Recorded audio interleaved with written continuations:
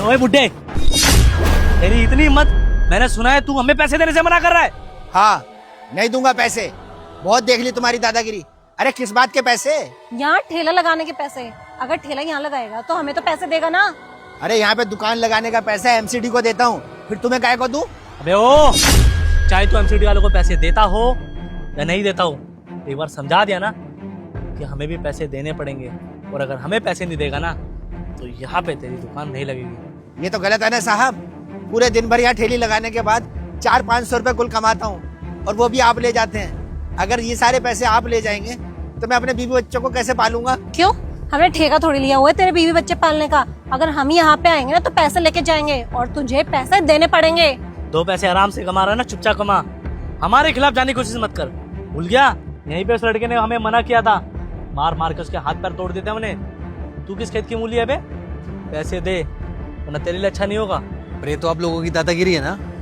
जब वो पैसे एमसीडी वालों को दे रहे हैं तो आपको किस लिए दे? ये कोई दादागिरी नहीं है, ये हमारा रूल है। जो हमें पैसे नहीं देता हम उसके साथ ऐसा ही करते हैं, फिर वो चाहे बुढ़ा हो या जवान, कोई फर्क नहीं है हमारे सामने।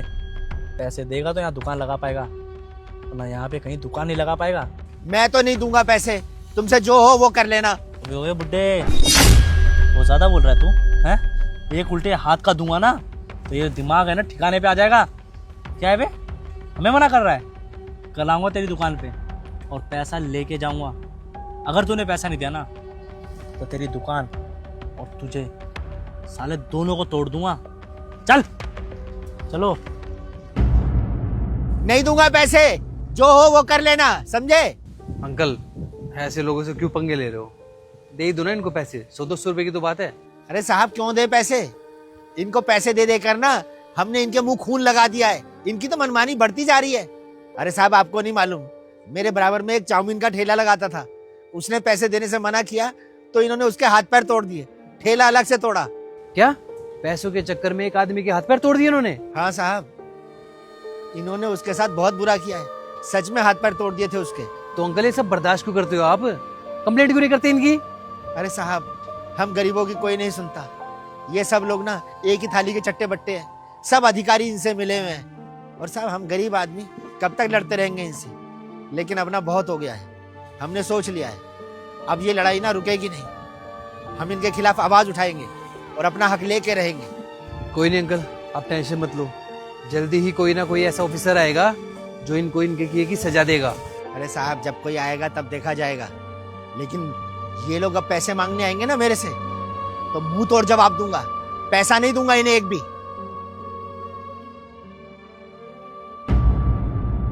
मैम, कलेक्टर साहब ने हमें यहाँ क्यों बुलाया होगा? मुझे तो बहुत ज्यादा डर लग रहा है। अरे इसमें डरने की क्या बात है? हम दोनों इतना अच्छा काम करते हैं, इतनी ईमानदारी और मेहनत से काम करते हैं, तो प्रमोशन के लिए बुलाया होगा। प्रमोशन? अरे वाह। अरे आ गए आप लोग। तू यहाँ क्या कर रहा है? अच्छा अब समझ में आया, कलेक्टर साहब के सामने तूने हमारी कंप्लेंट की है ना? लेकिन तू कर क्या लेगा हमारा? ये ना सरकारी ऑफिस है और यहाँ पे ना हम जैसे सरकारी अधिकारियों की बात सुनी जाएगी, तेरे जैसे आम आदमी की नहीं। नहीं, मैंने कंप्लेंट नहीं की, मैंने ही तुम्हें यहाँ पे बुलाया है। इस एरिया का कलेक्टर मैं ही हूँ, धीरज दीक्षित। सर आप कलेक्टर है, लेकिन आप तो वहाँ पे मामूली से आदमी बन के खड़े थे, आपने बताया क्यों नहीं? अगर मैं तुम्हें उस समय बता देता कि मैं कलेक्टर हूँ तो तुम्हारी असलियत मेरे सामने कैसे आती? मुझे कैसे पता चलता कि मेरी पीठ पीछे क्या क्या चल रहा है यहाँ पे? मेरी भी नई नई पोस्टिंग हुई है यहाँ पे, और जहाँ पे भी मेरी पोस्टिंग होती है मैं सबसे पहले ये पता लगाता हूँ कौन अधिकारी गरीब लोगों के साथ गलत कर रहे हैं, और उनमें सबसे पहले नाम तुम्हारा आया है।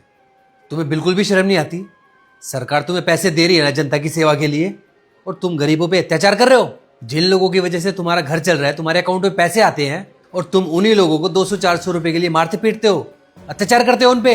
अब तो तुम ये झूठ भी नहीं बोल सकते कि तुम ऐसा कुछ नहीं करते, क्योंकि मैं एक अनजान व्यक्ति बन के वहां पे खड़ा हुआ था ताकि मैं तुम्हारी हरकतें अपनी आंखों से देख सकूं। अरे वो बेचारे इतनी मेहनत करते हैं, पूरा दिन अपना घर मुश्किल से चलाते हैं, और तुम उनसे वसूली करते हो। बहुत कर लिया अब तुमने, लेकिन अब ऐसा नहीं होगा। जिस नौकरी के घमंड में तुम ये सब करते हो ना, आज के बाद तुम्हारे पास वो नौकरी ही नहीं रहेगी। क्या मतलब सर? मैं कुछ समझी नहीं। मतलब ये सरकारी डिपार्टमेंट में तुम्हारे जैसे बेईमान लोगों की ना कोई ज़रूरत नहीं है। नहीं नहीं सर, आप ये क्या बोल रहे हैं? अगर आपने हमें जॉब से निकाल दिया, हमारा तो फ्यूचर ही खराब हो जाएगा। Sir please. हाँ जी सर, गलती हो गई। देखिए सर, इसी काम से हमारा घर चलता है, आगे से कभी किसी के साथ गलत नहीं करेंगे सर, माफ़ कर दीजिए प्लीज़ प्लीज़ सर, आगे से गलती नहीं होगी। तुम्हें ना ये गलती करने से पहले सोचना चाहिए था, और इस गलती की कोई माफ़ी नहीं है। तुम जा सकते हो यहाँ से, और तुम्हें नौकरी पे रख के भी क्या फ़ायदा? जिस चीज़ की तुम सैलरी ले रहे हो वही काम तुम ढंग से नहीं कर रहे हो, तो फिर क्या फ़ायदा है डिपार्टमेंट को तुम्हारा?